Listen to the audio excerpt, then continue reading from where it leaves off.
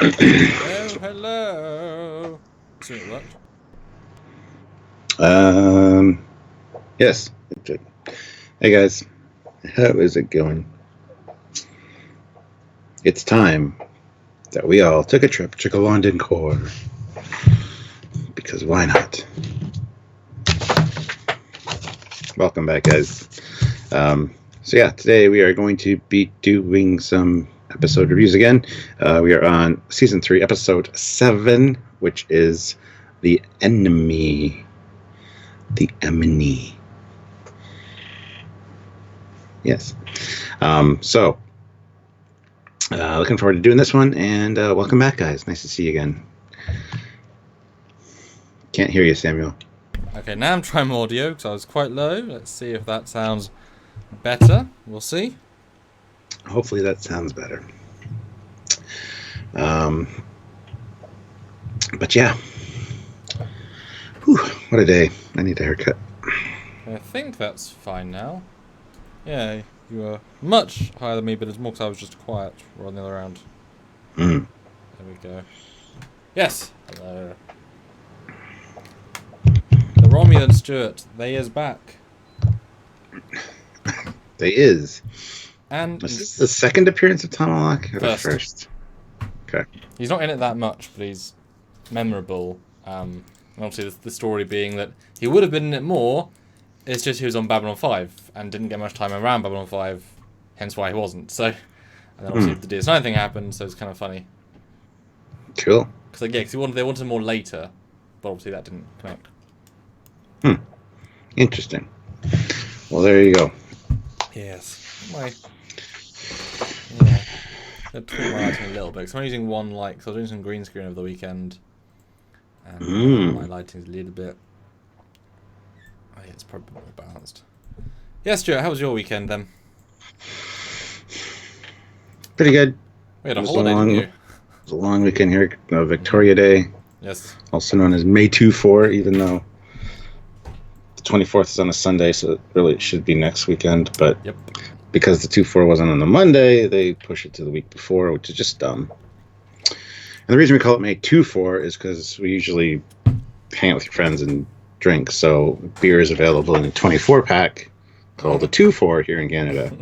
So it's just May 2-4 because it usually falls around the 24th of the month.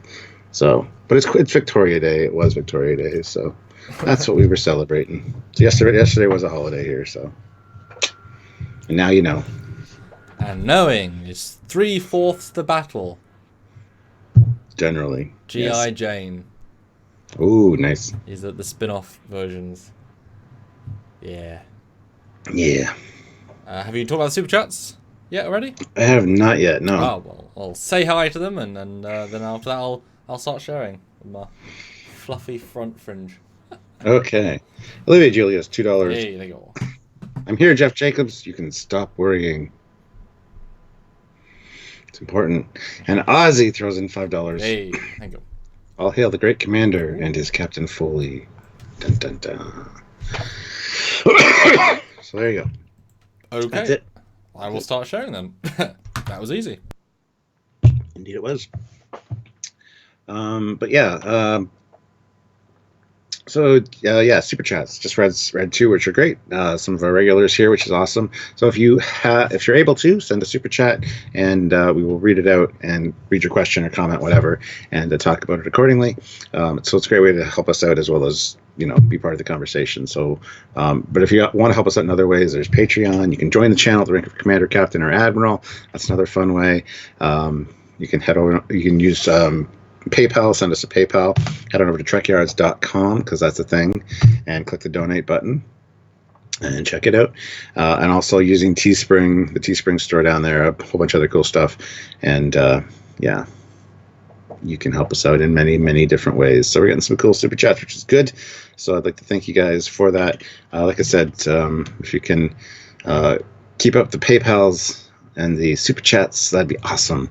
Make for a good live. And this one is a good episode that I think a lot of people, it's unappreciated, I think, a little bit. It was pretty good. It was better than I remember going into it. So we'll talk about that in a second. I've first seen a lot of good comments from the posts on Facebook talking about this one and people's love for it. So I am looking forward to seeing what you guys think about this episode and how it would rank in your Star Trek experience. That being said, I'm having a real hard time putting. But we'll get to that after the end of the discussion, of course. But yeah, some good stuff in this one for sure. And it's a Jordi centric episode, but not as much as I remember really. But yeah, we'll get there in a minute. So if you guys can support the channel, please do so. We really appreciate it, and we love seeing you guys as well. Tomorrow is Olivia Julius's birthday. She's put in a super chat for that, which is awesome. So her birthday is the 20th of May. Mine's the 28th, so mine is next Thursday. So we'll see if we can do anything special for you, Olivia. I don't know. We'll see. Happy birthday. Maybe we'll sing happy birthday to you or something. Yes, Dan, they do use neutrinos in this episode. Good to see you all. We have 64 people here. Make sure everybody hit that like button. Get those likes up right off the hop. Make Jeff pay. Kind of a thing that we do here. So if you can, please do, and we will try to get to the high likes right away. Everybody hit that like button. So, and look, Samuel's back. Yes, see, I see him. He's right there. That was my special wave. Special wave. Let me grab my notes. Well, we got a few super chats. Want to read those off? Excellent. Let's see. We got Eugene, 500 rubles. Hey. Hello, Eugene. Second Jordi-centric episode in a row. Yeah. But I mean, he holds him up seamlessly. Good for him. Yeah. Brian Straight, $5. Thanks, Brian. I never lie with sand in my shoes, Commodore. Jordi the Forge lying with sand in his shoes. I think he had a lot of sand in his boots, man. And look how I guess. his uniform was filthy. Yeah. Who has to watch that shit? I wonder if this is the transition between the pleated ones that they've been using for 7 episodes, and then they're like, we hate these, so they go to them just like the regular uniforms. What, so symbolically, they just destroy one. Yeah, well, they destroyed Worf's in the They did. episode ago. So, let's see. We got Matthew K, who throws in $10, which is awesome. A tenner for Tomahawk. I like that. That should be a hashtag. Hashtag tenner for Tomahawk. That's good. Thank you. That's really kind. And yeah, he is worth a tenner. As always. Olivia Julius throws in $2. Tomorrow is her birthday. Hey, happy birthday. Happy birthday eve. There you go. That's what it's. Birthday eve. My birthday's next week. Does that mean I have to do a birthday stream, Stuart? I don't know. We'll see. It's on Thursday, so we'll see. But you're lucky. No, we did that. That was our first drunk stream. We did a joint drunk stream. That was our really impressive one where you got absolutely hammered. Oh, well, yay. Won't do that again. That was, I guess, last year then. Must have been last year. Yeah. Yeah, it was. Yeah, okay. Oh, God. That was good. We'll see. Normally, I was going to be living for Wonderfest that day, so there wouldn't have been no lives with me until, like, the Tuesday, like, June 2nd. So Well, that's why we tend to put in between. Yeah. So, let's see. Fergus Hancock is now a member of the channel. He's joined at the rank of commander. So, welcome, Fergus. Nice to see you. Thank you. And Jeff Jacobs puts in $2. Here's our quick 50. Nice. Again at 100. Hashtag make Jeff pay. 71 of you here. If you haven't hit the like button, do so. Let's try to get to 100 likes. Beautiful. Very easy. All right, 71 people, 52 likes. Yes, let's see those numbers raised. But Stuart, then your thoughts on season 3, episode 7, The Enemy. Better than I remember. Less planet side stuff than I remember, though. And I know that this is Jordi-centric one, but it's not really Jordi-centric, really. I don't know. It's good. It's kind of an underappreciated one, I think. It's one I have good memories of, but I never want to revisit. But having watched it, there's a lot of really good stuff in here, and most of it's not on the planet. So I think it gets confused with other episodes as far as what's going on. But, I thought it was a fun little ride. Good Jordi episode for sure. But the Romulans are great in it. I love Tomalak. Anytime we see Tomalak is great. He's a little bit more vicious in this one than he is later in the series, but he likes being vicious. So I just rewatched Wayun's first appearance. Yeah. And you can tell when they just happen to somehow get it, and obviously Wayun becomes a big part. I'm sure this would have, he could have been the regular, like Gowron for the Klingons, So it's a shame that he wasn't, but yeah, you see that glisten in there, Yeah. But other than that, I think it was a very satisfactory episode. I'm having a real hard time deciding my rating for it, though, so it's going to have to be interesting to see what I feel after in like 2 hours when we do the ratings. So I've been thinking about that all day, going, it's good, but it's not. Whoa! We just got a massive super chat from Olivia, $100. It's Thank you, your Olivia. birthday, not Stuart's. Right. Well, she told me she had a special donation earlier today when she messaged me, so I guess that's what it is. So thank you. Hopefully that's not a mistake, but Well, Olivia Julius, Olivia's known for $100. crazy but real things, so we can take that as real. This is to get another show to show off my brand new, hasn't been fully designed yet, Julius class ship. Also, to keep you two going on the air to start the new Star Trek show. Thanks for all you do and keep us informed and entertained. Hashtag long live Trekyards, hashtag Picard fertilizer. Thank you, Olivia. That is much appreciated. And you'll be happy to hear 4 out of your 5 animations and both your rotations are now done. So there you go. 6 out of 7 are now done. And it's progressing. And at the full 1080p, which is the upscale price because you deserve it as being a regular. So yeah, you got that. So there you go. They're about done anyway. So that's the hard first step on my chain of events. Nice. Yeah, sweet. That makes this live worthwhile. Done. Like we can stop now. Thank you. No, we can't. That is awesome. Yeah, well, Stuart gave his review. I mean, we haven't now reviewed it. Technically. Yeah. Oh, brilliant. Thank you. Fleet Pod Swiftback throws in $2. Commander Tomalak is greater than General no contest. Oh, that's sad. Yeah. Oh, did you watch the Red Letter Media or Mr. Plinkett's review of I've seen about Picard? 25 minutes of it this morning, and I was like, I want to see something, but I got to wait and watch it properly. So I've seen a bit. Yeah, I watched it last night. Yeah. It's not as good as some of his other Mr. Plinkett reviews, but I mean, yeah, it's tricky. Anyway, sorry. Now, what did you think of this episode? So this is a funny one for me, because this is one of those few ones that I have, for whatever reason, we watched it on VHS more when I was younger. I think it, like parallels. It resonated with me more for some reason. So I remember I have way more in this that I remember. That said, I was wrong about a lot of stuff I remembered.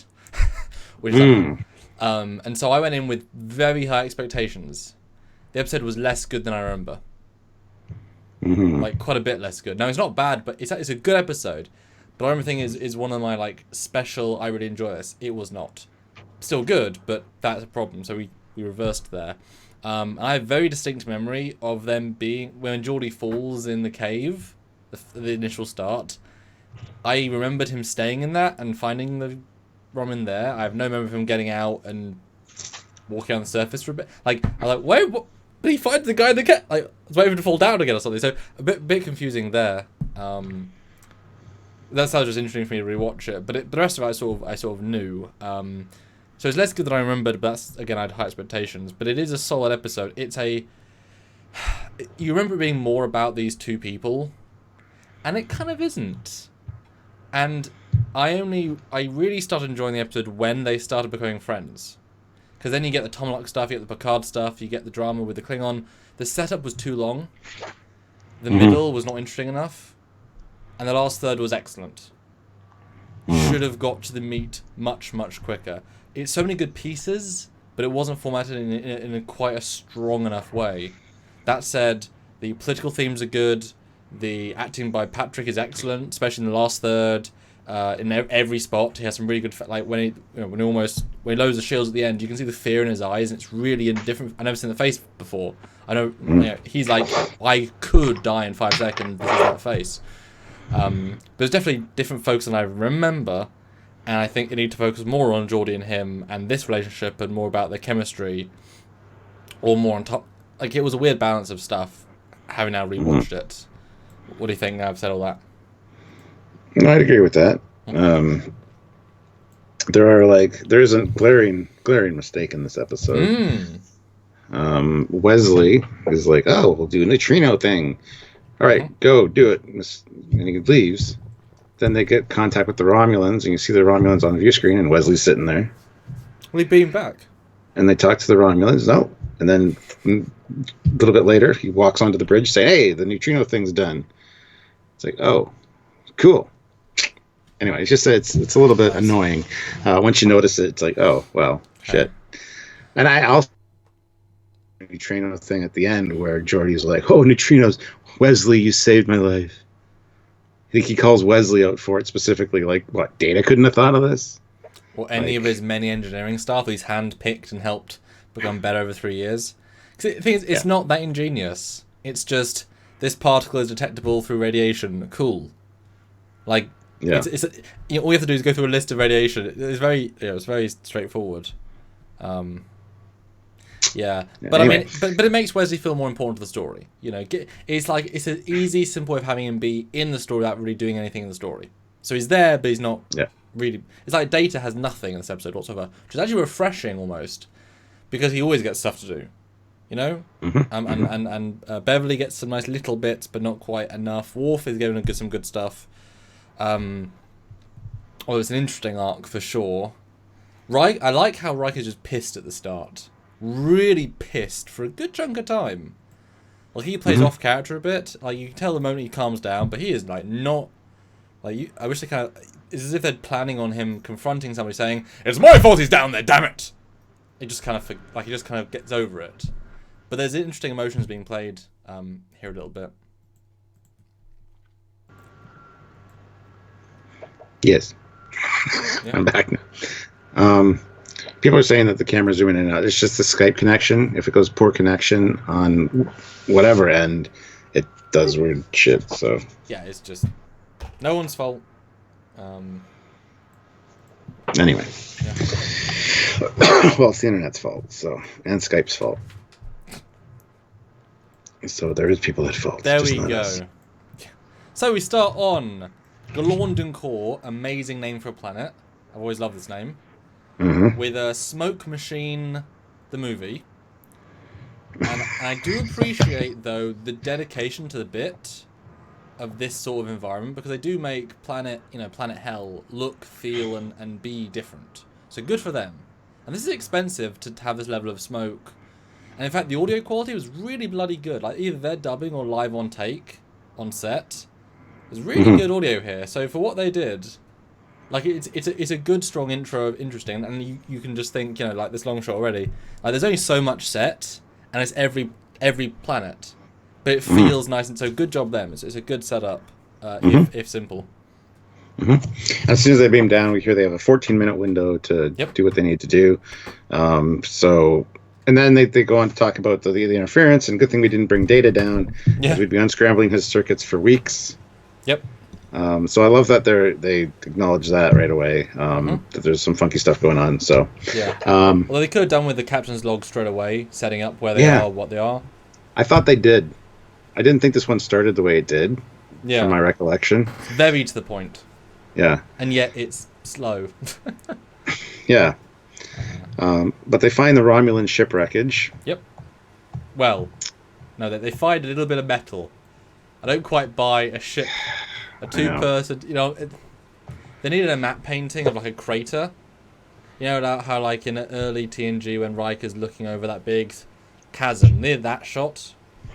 But again, hey, that's fine. Just it doesn't quite come across that well, especially since the two Romulans are separated. What? So it crashed. They independently left their ship. One dude walked to a corner, collapsed several days ago. The other guy went to a cave. Yep. When the ship exploded. Yep. And they've no one got thrown that way, one got thrown that way. But to be fair, though, in Star Wars Force Awakens, who the hell knows what happened to that TIE fighter? JJ doesn't know. Oh, yeah. Don't bring that up. Don't bring that up with a "to be fair" comment. Not a band account. puts in $2. This can't be Star Trek. No one is cussing. And the sheer fucking hubris of you for saying that. Right. And ISFJ 1009, $2. Class M planets aren't the only one in the Alpha Quadrant. Oh, yes. Well, very true. Very true. Yeah. But yeah, Jordi's holding something that looks clearly automotive in nature. I can't place it. It looks like the... Hubcap? I don't know what it looks like. It looks almost like a hubcap, but it's got a screw thing in the middle. Space hubcap! Which could be like a... I don't know, like an air filter top or something. Anyway, it just looks odd. Anyway. Yeah.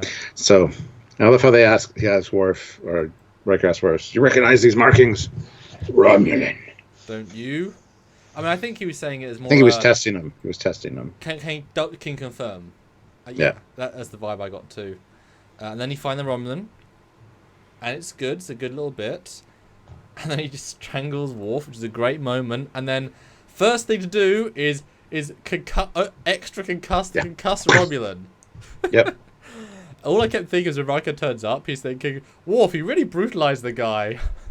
Well, this move that they do all the time, like the palm, yeah. Like if you hit the nose properly, you can kill somebody. You can like chatter stuff up into their brain. So they use that quite often in Star Trek, and it's like, damn, that's dangerous, dude. Well, I just watched the other move, which is I think laughable in DS9, double hand oomph, and it's like that does nothing. Double axe handle is what it's called. Yeah. It doesn't do anything. Yeah, it knocks out Jem'Hadar, who are stronger than you in every way, and yet you can knock them out. And you just go, to their chin, and you knock them out. It's like, no, they're very stronger than you. But if you do that to their chin, you're going to get impaled with their little spikies. That's true. Didn't think about that. Fleet Paw Swiftback throws in $2. Looks like a clutch disc. Could be. I don't know. It does look very automotive, but anyway. That's okay. I can forgive them. It's not like it's Picard. Christopher Rollins, you know the budget sucks when you can't afford you can't show a crash ship painting. Yeah, but they commit to the bit enough to achieve the goal. I mean, I think it's also the claustrophobic feel. This episode is part of it. So having the big scale and then suddenly cutting to the caves wouldn't work as well. Yeah. But anyway, and then Jordi walks around a bit, and then falls. Yep. In a gross thing. In a mud puddle. Yes.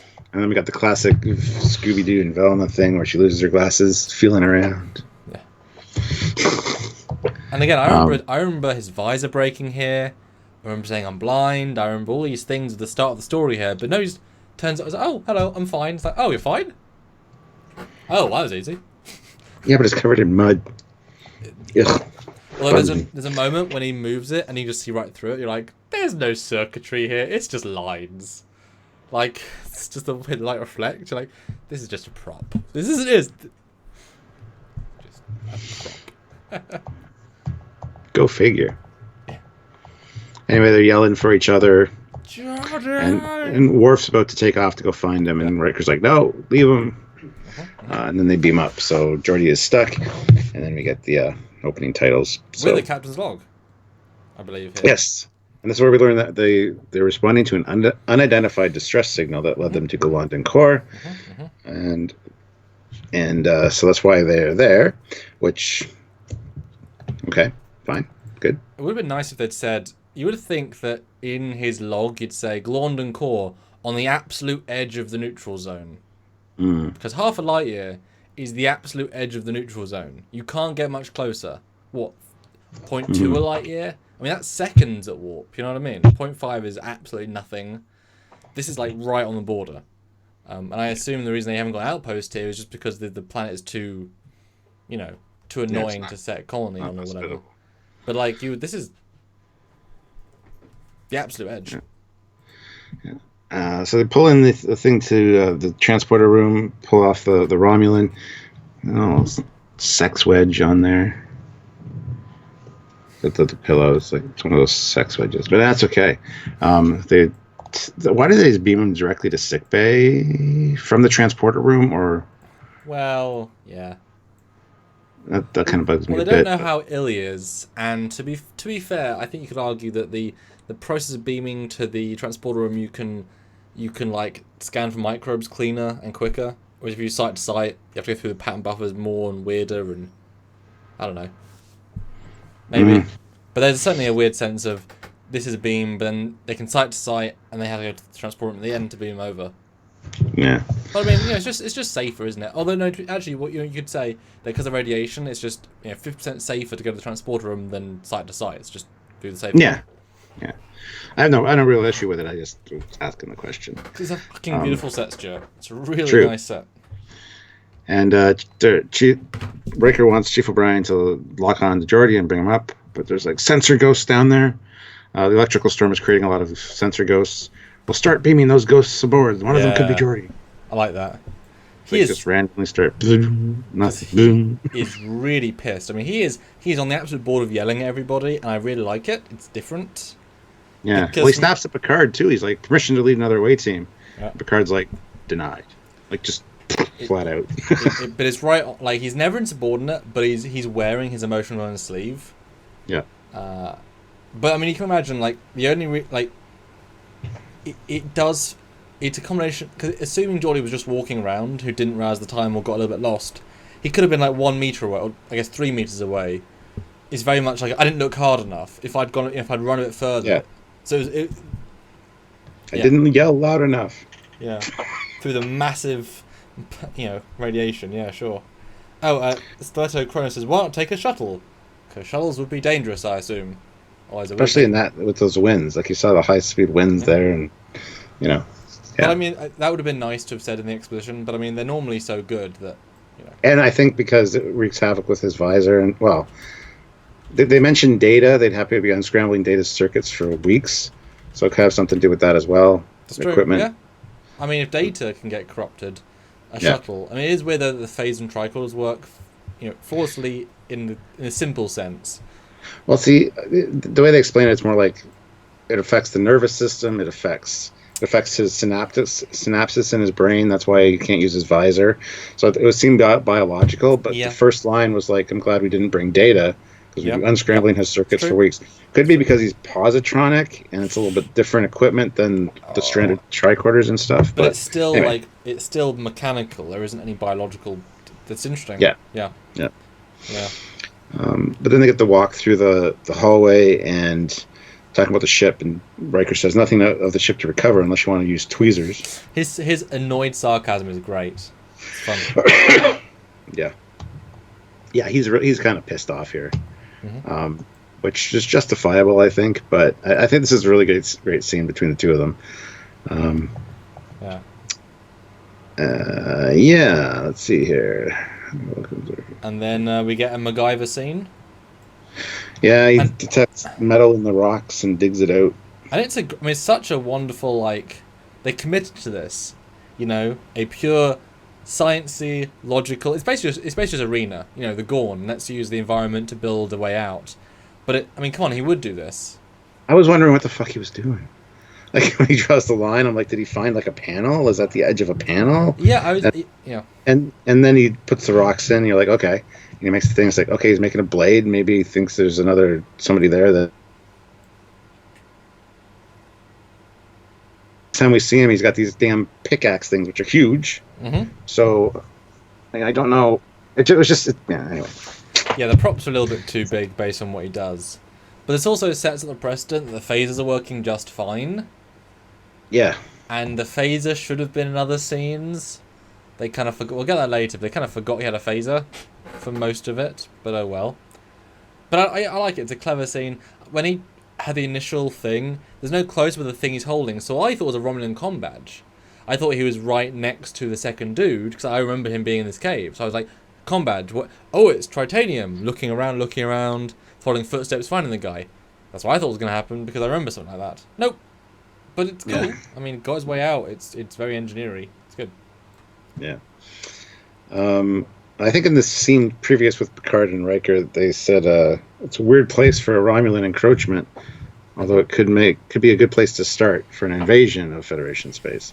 So just wanted to point that out before we get to the next scene. You still need to get all of your ships across the neutral zone, and since they can detect ships from across the neutral zone, it's not practical. I'm sure this planet is in sensor range of the nearest sensor planet And and somebody asked earlier in the chat, why didn't they know it was a Romulan distress code? Well, because they probably weren't using a standard Romulan distress code, considering where they were and what they were doing. Yeah. They would have just done like a simple one. Help us, we're spies, we're spies, we're spies. Yeah, pretty much. So I have no issue with them not being able to recognize it's a Romulan distress call. Well, and it's also going through massively radiated environment, and the ship's been blowed up. Like, well, you can assume too that they started it before they crashed, though. So they sent it out while they were heading towards the planet, or Well, then you ask, what the hell happened to the ship?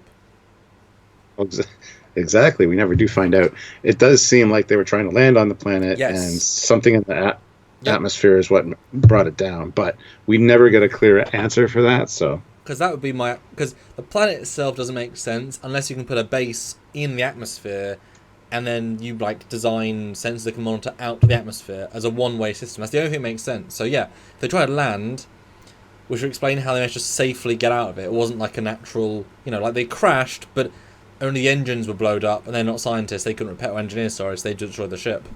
But that would explain most things, I think. And that's why I think it was garbled, because only when they were in the atmosphere did they send the signal, and it was But yeah, it's they didn't even bother going into any of that.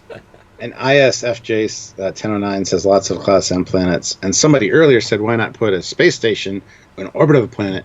You're not going to put a space station in orbit of every planet along the neutral zone.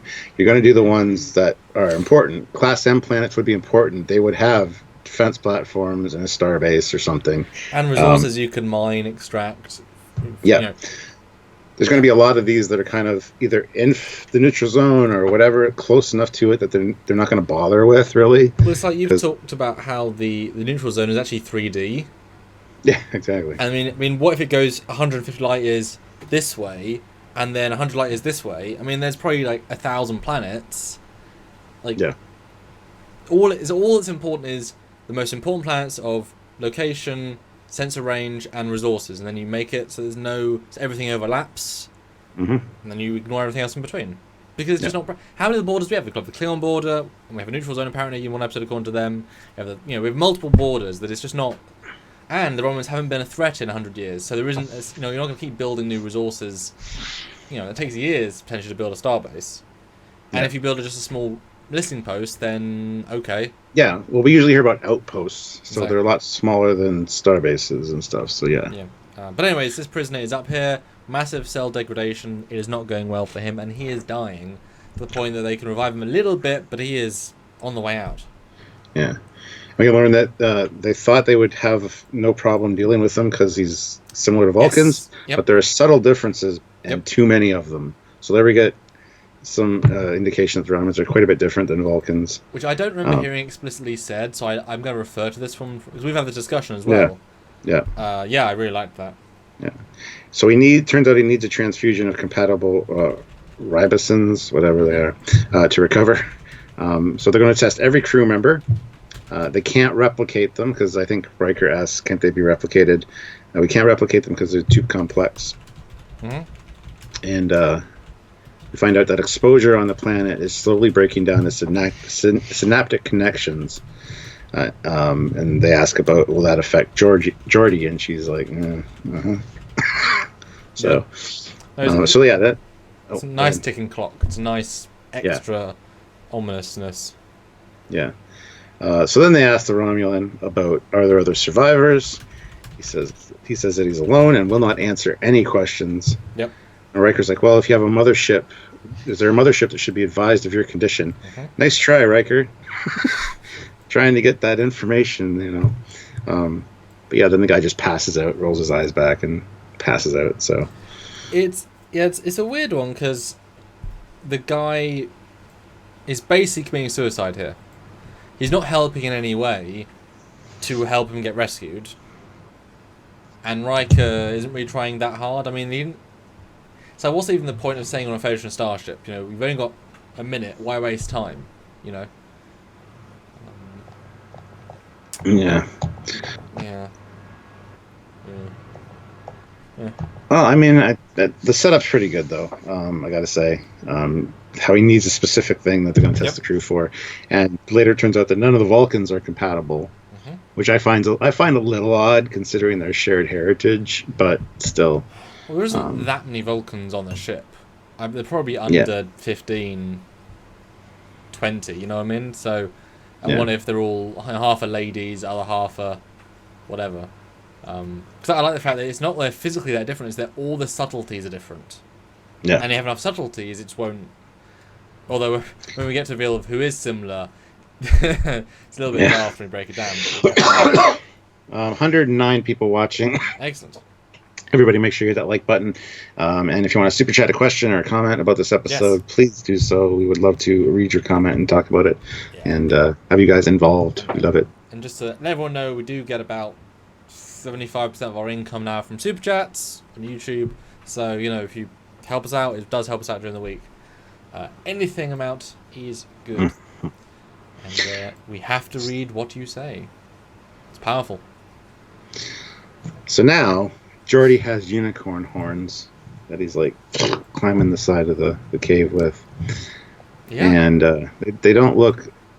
Well, I mean, he probably could have found more material and melted more around the core or whatever. I don't know. Yeah, it probably did at stages. Well, we don't get a sense of time, but again, he's a smart guy. But boy, he's a strong man. I was thinking that. It's a hefty, strong climb. I mean, gotta think. His hands are muddy. It's rain. Well, it's not raining, but it's wet. Yeah. He has it stuck in. He pulls the other one out. And you see him like. Yep. And so I'm like, damn, son, that he must have abs of steel, like Mayweather on Enterprise. Have you seen Mayweather's abs? Yeah. Dude. Yeah. And it's actually a really good effect if you see them actually stab into the muddy rock. I'm assuming they filmed it on the floor and just put mud rocks. Yeah. But it's really it's very effective. Like, it works very well. And I was like, as soon as you go out, I'm like, oh, what? He gets out. You expected him to fall and break his leg or something? Yes, 100%. Yeah. Well, I thought damage the visor. Yeah, I literally remember him falling down again. So I was thoroughly confused. But good for him. I mean, that's an achievement. Yeah. He gets a merit badge for that one. Climbing out of a wet, muddy hole with implements you made yourself. There you go. So we're back on the ship, and they're trying to discuss ways, when the next window opens and all that, which they're not really sure about. And Wesley turns around and says, we could send down a neutrino pulse that could act like a beacon, attach it to a Class 3 probe, and that'll be detectable by Jordi's visor, so he'll see it. And then when he gets there, we'll know that he's there by him modifying the pulse to let us know. Good plan. Good, simple plan. Mm-hmm. So Picard's like, all right, make it so. Wesley leaves the bridge.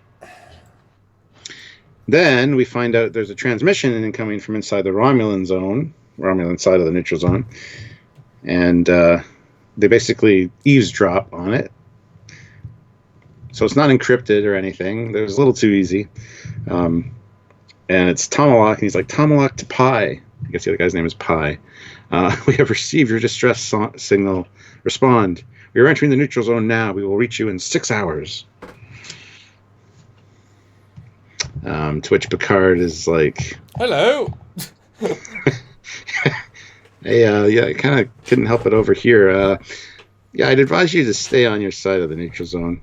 We'll blow you up, though. Seriously. Yeah. And then Tom was like, oh, well, if we had known you were there, we would have let you know to go and look into this. One of our ships had a slight, and we heard this a few times, had a slight navigation error and crashed on Galandan core. And Picard's like, slight navigation error, nearly half a light year. Which is not very far. No, not really. Like, but it's only far if you include the entire neutral zone too. Yeah. Because half... But I'll do my thoughts in a second, so I continue. Yeah. Here they tell him too that we have a survivor from the crash on our ship. Mm-hmm. And Tomas said, was his ship destroyed? Picard's like, yes, deliberately after the crash. Mm-hmm. Nice bit of venom there as well. Like, yep, I know, this is a thing. We find out it was a one-person craft. Just one. Yes. And Tom was like, well, we're going to rendezvous. We're going to get to the neutral zone in about 5 hours, roughly. So we expect to rendezvous with you there. So, yeah. Yeah. This is a daft scene. I don't get it. I don't get what they're going for. Like, because what Tom Lock's doing, the ship is destroyed. There's no receiver, so there's no two-point signal. He's just sending a signal, unencrypted, to an unregistered source, open through the entire neutral zone to a large stretch, which I'm sure could be seen. I don't get it, and because they're just like, there's a signal coming from the opposite end of. What are you on about? That's not how distress signals work. That's not how that works. Oh my goodness, it feels very disingenuous, especially for Romulans. If it was Klingons, fine, but this, I mean, I was expected to be a trap because obviously he wouldn't be this stupid and nonsensical. It's very strange, but it isn't a trap. He acts it so genuinely. Yeah, it's very daft. It's a stupid little pre-scene. Doesn't and work. Ozzy, yes, we are aware it was not a one-person craft, or that was making a joke, because later, yes, we found another survivor from your one-person. I must have been misinformed. Yes, it was actually a 45-person craft. How many did you find? Yeah, 2. I mean, at that point, it makes me wonder how many were actually on board. Was it 6 crew? Like what? Because I can imagine Romulans saying, "Yeah, 2." Yep. Oh, there's another. You found a bot. Oh, that was 3.